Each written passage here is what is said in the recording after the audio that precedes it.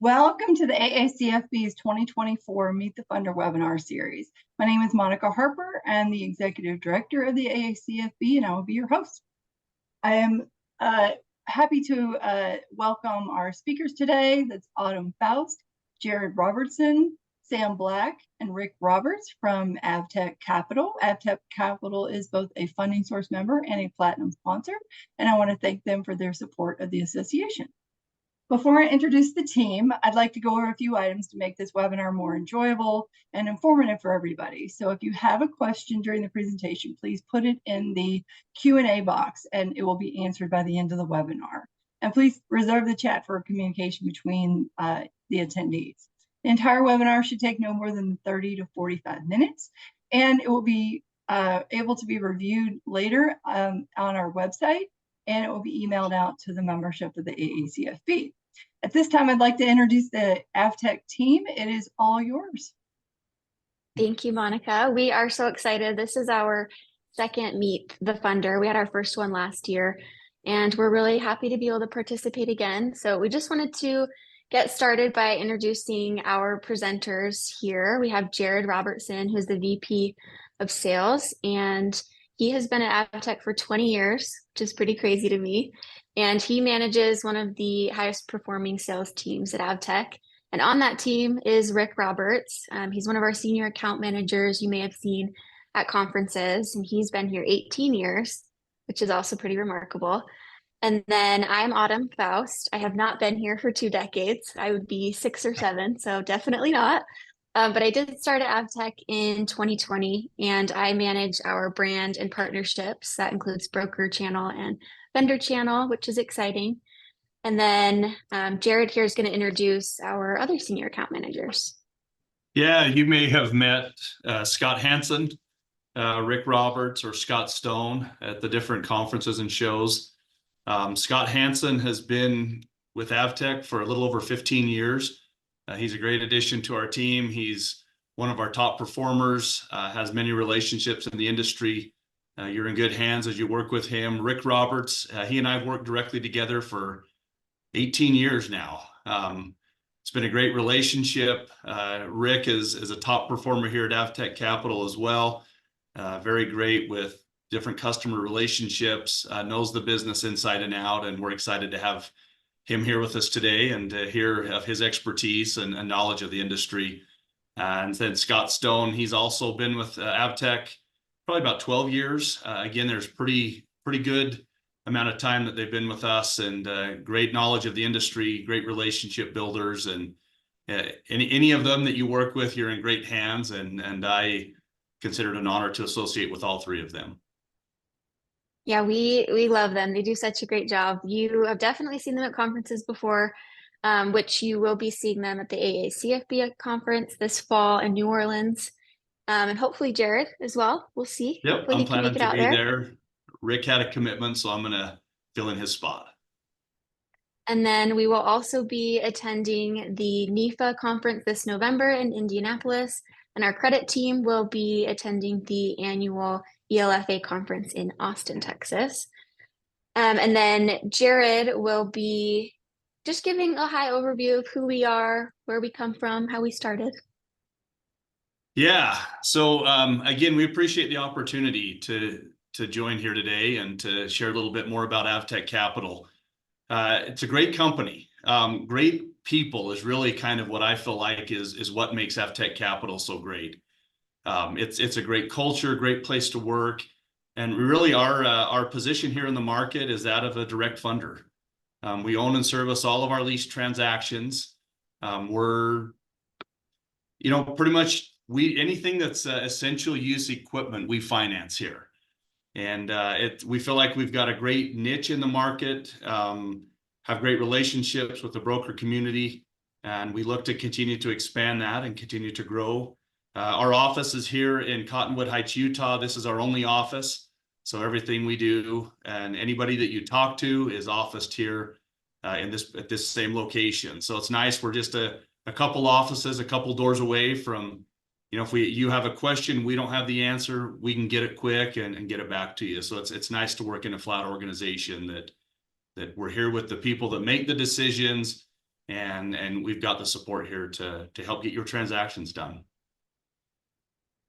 Thanks, Jared. As you mentioned, we are in Cottonwood Heights, Utah, and we were actually just named or voted Best of State in Equipment Financing, which was really, really exciting. We were really grateful to get that. We actually accepted the award this Friday, which is, again, something we're so appreciative of. We've been working really hard to create a company like this, and we're only going to improve from here. So that's really exciting to look forward to.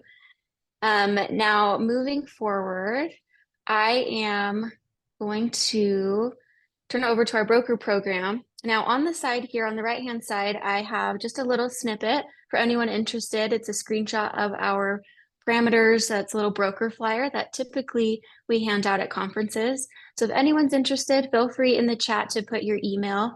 You can send it to me or as a group or send it to Monica, and I'm happy to send this to you after the webinar. It's something that you can download if you'd like. You can save it to your desktop. You can print it out. Just a very high level tool that you can look at just to reference what it is that we are offering. And then you can also go to our website, avtechcapital.com/broker program. And that also is a place where you can view our parameters for our broker program. Now, moving forward, Rick is going to touch a little bit on our credit submission requirements. Awesome. Thank you. Hi, everybody. Thanks for taking just a few minutes of your day to either watch this recording or join us right now.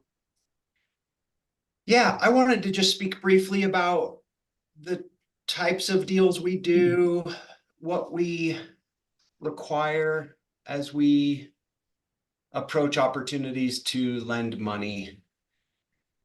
We serve the middle market. We are not yet doing much for small businesses or startup or new companies. Generally, we're looking for companies that have 3 years of time in business and that can produce 3 years of financial statements. This would include income statements and balance sheets, statements of cash flow, if available, plus interim financial statements. So when we approach an opportunity, either directly or through a third-party originator, such as a broker or a vendor, we typically will like to see the borrowing company's last 3 years of financial statements, plus their year-to-date interims. Here in May, it's common for us to just take a look at the first quarter. We also have a one-page application. What I love about our application is it's a single page, and at the bottom, it contains the list of everything that we need to formally underwrite and approve a deal. Right there, listed so that the customer that's filling out the one-page application, they can see immediately what they'll need to put together for us to approve their financing request. An important part of, obviously, in addition to the financial data on the company, would be just understanding what our security entails, what the equipment is that we're financing. Generally, the security or the collateral that we have is generally just the equipment that we're financing.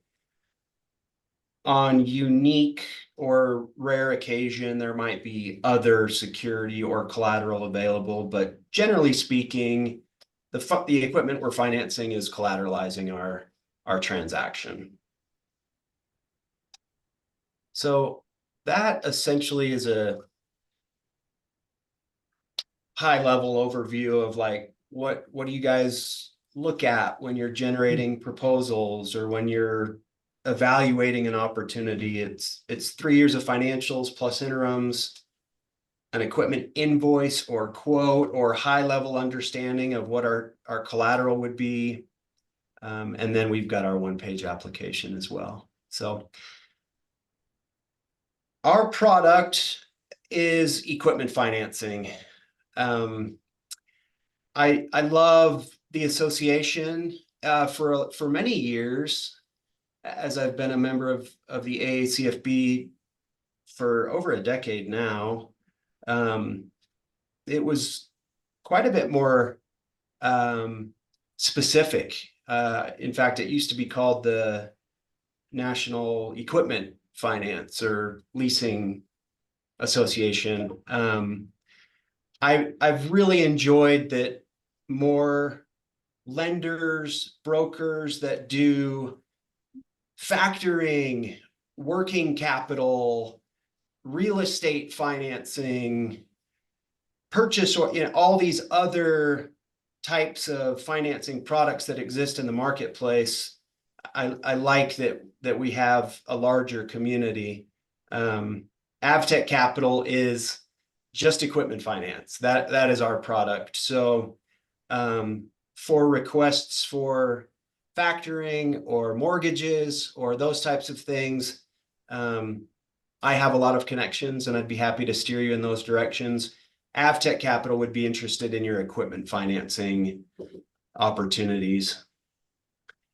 Generally speaking, we write leases. We can also write equipment finance agreements. Typically, the tenor that we look at is 24 to 60 months. On occasion, we can do shorter terms. On occasion, we can do longer terms. But generally speaking, our solutions primarily fall in that 36 to 60, 24 to 60 month term. Most common from a payment option is monthly.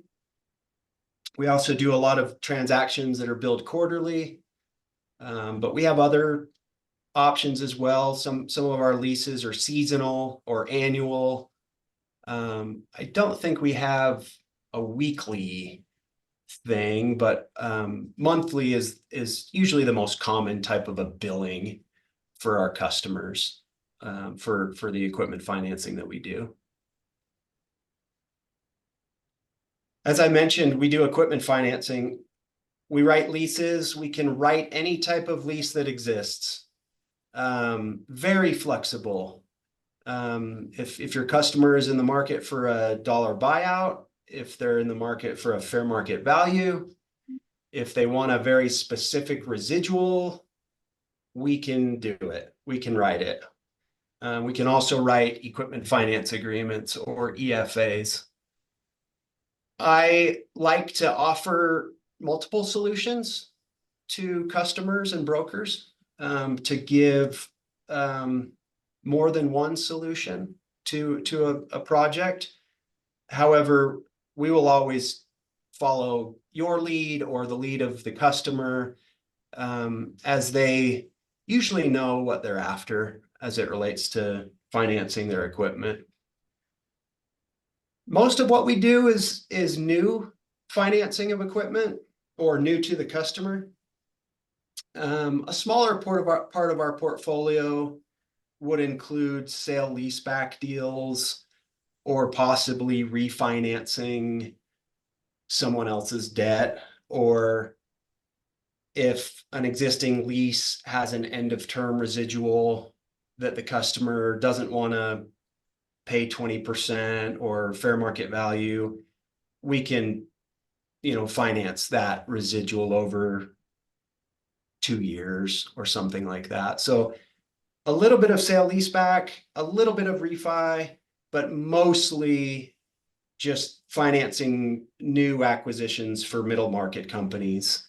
I mentioned earlier middle market. Our approach so far to lending really is for the middle market. We're looking for companies that generate 10+ million in gross annual sales. I have a little bit of flexibility with that for the clean credit profiles. What you see on your screen here on the credit types in the A category, everybody's got different definitions of what is an A or a B or a C credit. But if there are no credit concerns and the company only did 8 million in sales, or I probably have a good solution, or we do. But generally speaking, we're looking for true middle market companies generating at least 10 million in sales, been in business at least 3 years. We want to do larger deals. We want to do deals starting at 250,000 and up. Our average deal size is probably close to $1 million, somewhere in that vicinity, but we will do deals as small as 250. We can handle large transactions as well, north of 10 million. Again, for middle market companies. My credit team, they're not represented on this call today, but they like to lend to companies that have quality financial data. And what I mean by that is a third-party CPA review or audit of their financial statements. That is not a requirement. We can often provide great solutions for companies that prepare their own financial statements. In those cases, we typically would also get corporate tax returns to validate their internally prepared statements. But most of our customers in the middle market have some quality financial data that we can rely upon as we underwrite our deals.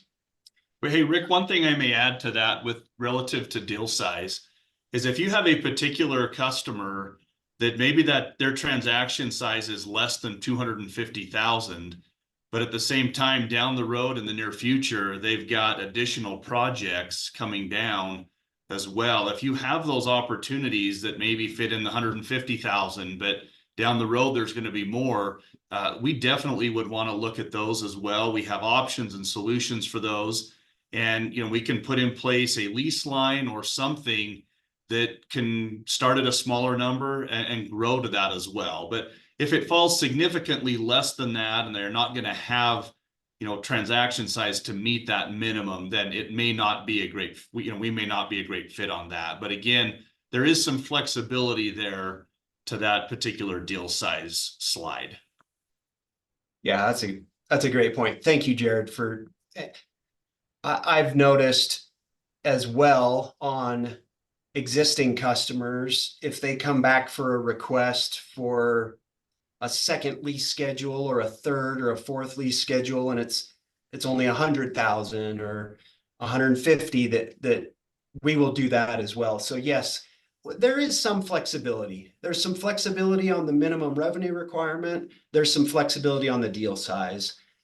This screen that you're seeing, though, captures the majority of what we're doing and what we're looking at. So, yeah. And if you do have any questions on any of those transactions, I mean, I would highly recommend just to reach out in a phone call or an email to Rick, Scott Hansen, or Scott Stone. They would be more than happy to visit with you on that transaction, dive into more of the details, because it seems like with a lot of the transactions we work on, the details are really where you decide and where you can find if there's a solution to that. And Rick, Scott, and Scott are very, very efficient at helping guide you through that process. Our preference is to work very closely with our broker partners. We like to go through the data with them and make sure that they understand what we're trying to do, what the customer's trying to do. All of us that work with brokers, myself and Scott, we've all been doing this long enough we won't waste your time. We probably have a good solution, and if we don't, we will let you know that as well. So yeah, thank you for that additional color, Jared. All right, and then Jared is going to go over our roadmap to funding. This is just at a very high level, our process of what it looks like to submit a transaction to Avtech. Yeah, thank you, Autumn. Obviously, the discovery phase is exactly what Rick just got done talking about, gathering the information. Once we have the information on your customer, then our next goal is to put a proposal together. This is where we'll spell out the terms and conditions. Like Rick talked about, maybe he'll provide an option or two. Really, this is where we try to tailor the transaction to meet your customer's needs.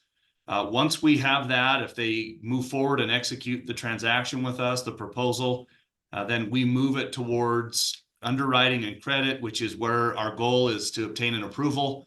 That's really our ultimate goal in all of this, is to get your customer to an approval standpoint.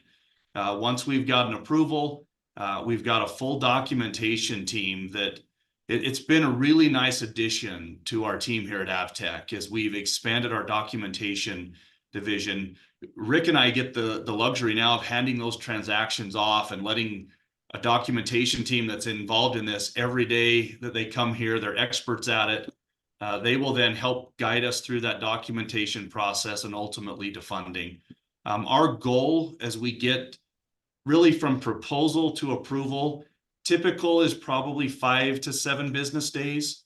And then as we get to the documentation side of it, if we have everything put together and have been very thorough in connecting with you and your customer and getting the full package together for documentation, our goal would be to document and fund your deal within like 3 to 5 business days. So really through that process, we'd love to have it in and out within a couple weeks, if at all possible.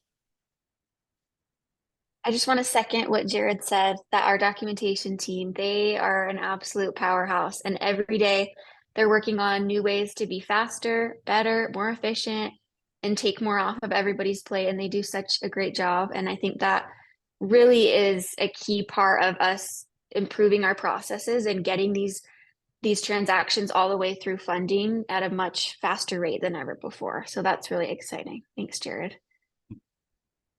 Now, I wanted to talk a little bit about our customer portal. We just launched this in April. We have wanted to launch this for quite some time, so I was very excited that we were able to implement this.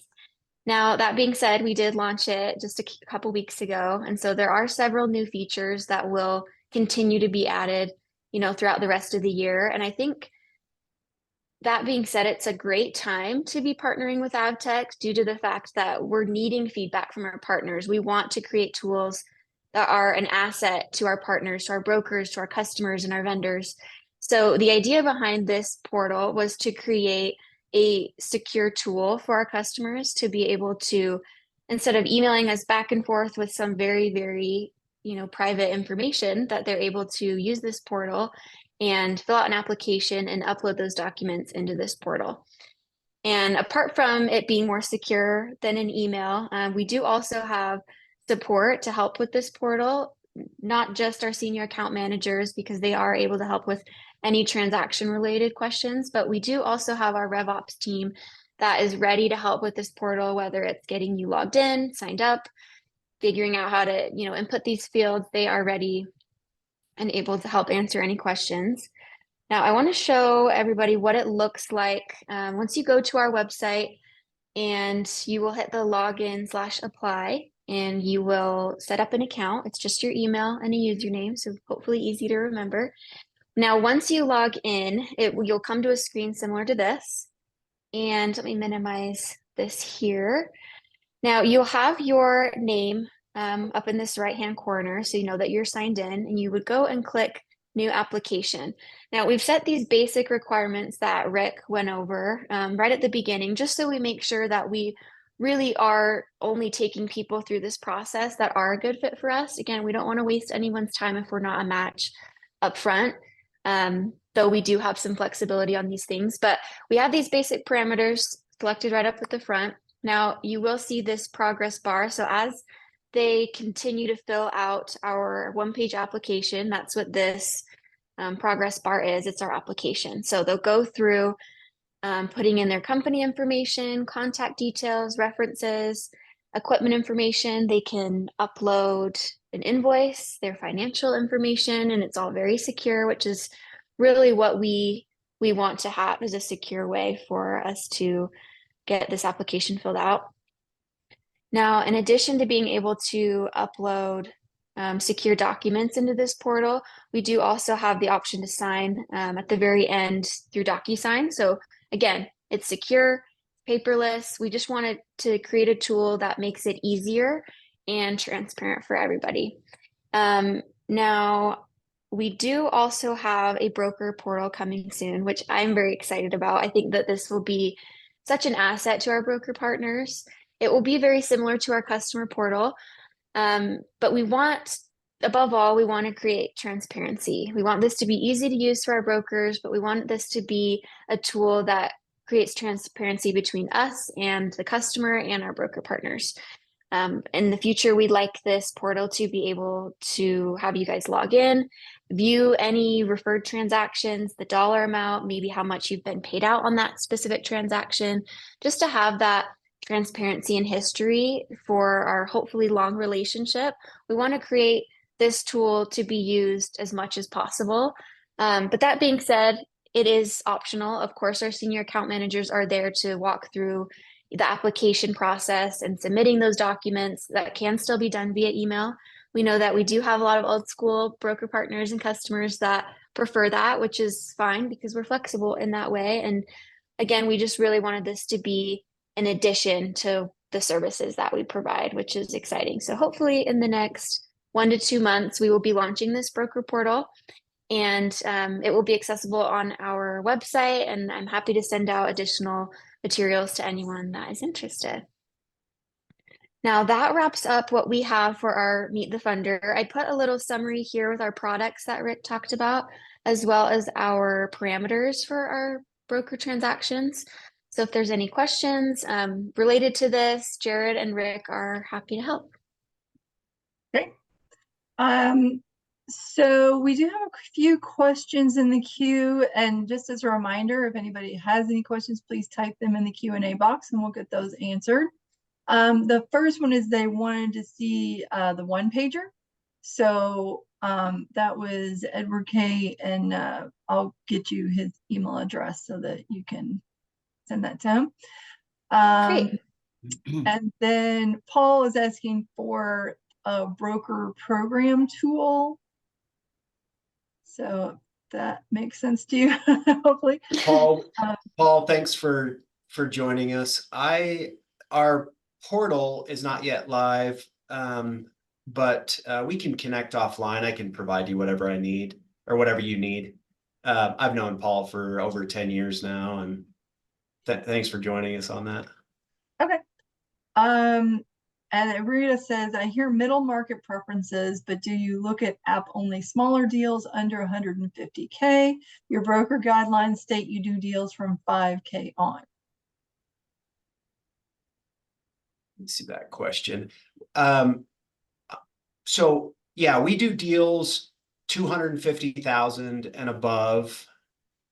So if there's something in our guidelines, it might be dated that doesn't reflect that. But generally speaking, no, we do not do deals under 150. Like Jared mentioned earlier, subsequent lease schedules, or if the customer is looking for like a lease line of like an available amount of more than 150, but their first transaction is only going to be 150, we can do that as well.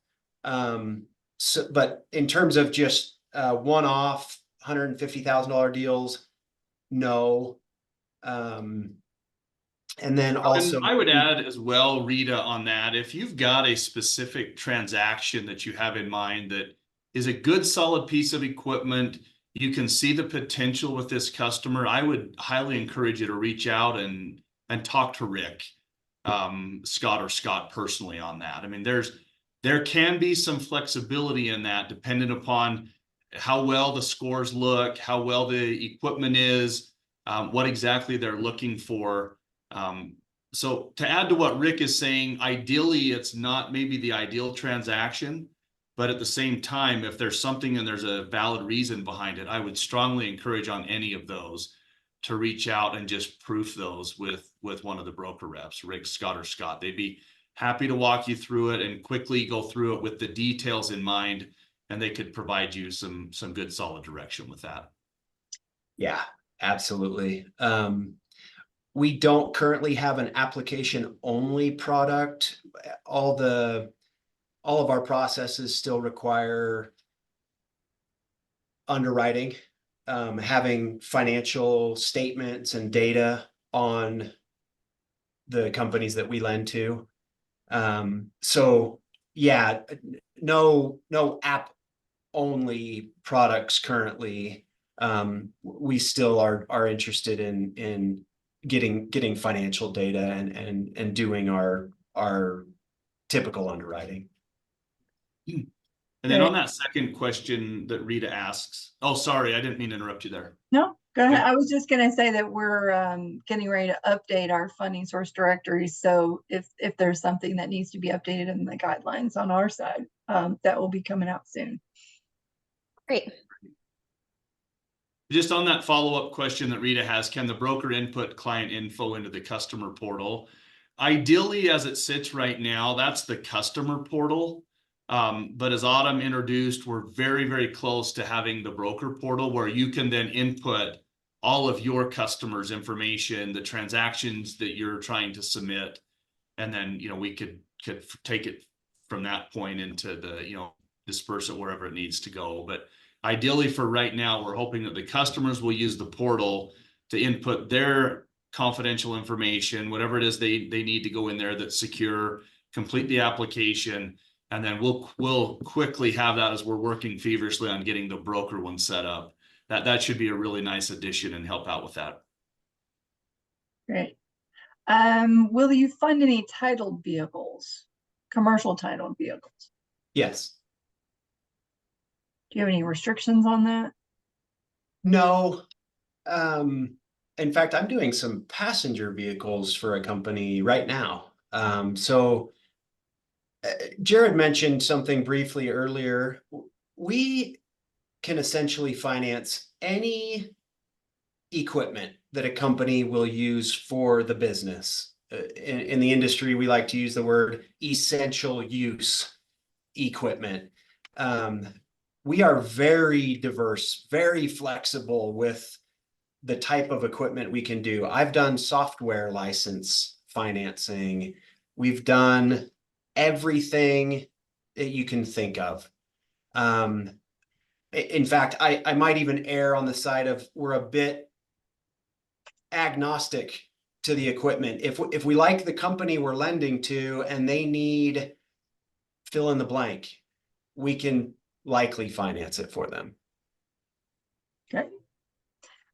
When you send out the proposal, do you require the customer to pay an upfront fee or upon return of the signed proposal? Yeah, I'll chime in on this one. Nicole, I appreciate the question. So when we do get a signed proposal, in that particular proposal, we have a good faith deposit section where really what we are after is a full commitment from the customer. We found that to be the most efficient way of just collecting some type of a deposit in order to make sure that there is a full commitment to the transaction that we're underwriting. Now, at the same time, in that good faith deposit section, if we are unable to approve that transaction exactly as we've agreed to in the proposal, that deposit is fully refunded, no questions asked. Now, I will always add in a little bit of a caveat. If there's a unique situation, again, I would just, in those situations, I would ask that just reach out by phone or email to Rick, Scott, or Scott, and they would be more than happy to talk through that situation that your customer may have. And if there is a way or a solution to that where we still have a full commitment, we've still got a transaction to underwrite, we can work through solutions to try and work through that. But ideally, our process is to try and collect some type of a deposit where there is a commitment from both sides to go about that transaction. But again, if we don't approve it exactly as outlined, we'll send their money back quickly to them, no questions asked. We would never hold that up or have any issue with that. One other advantage of that as well is as we go through the underwriting process, I mean, we engage a lot of folks on our end that get engaged and get behind this transaction. We do a full spread, questions are generated, we dive into the deep details of the company. And it's nice for you as well as the broker to make sure that we've got a customer that is committed to this process. As we go back and, there may be a little bit of back and forth and getting a few questions answered. it is really nice for you as well in the broker community to have that commitment. Right. Well, I don't see any other questions. So with that, we will wrap things up. And I want to say a big thanks to all our participants and especially our valued funding source member and platinum sponsor, Avtech Capital. Thanks, guys. You did a great job. We want to invite everyone to visit Avtech Capital in person at our Commercial Financing Expo coming up this September 4th and 5th in New Orleans. And we hope to see you there. Thanks, Monica. Thank you. Thank you all. Thanks, everybody.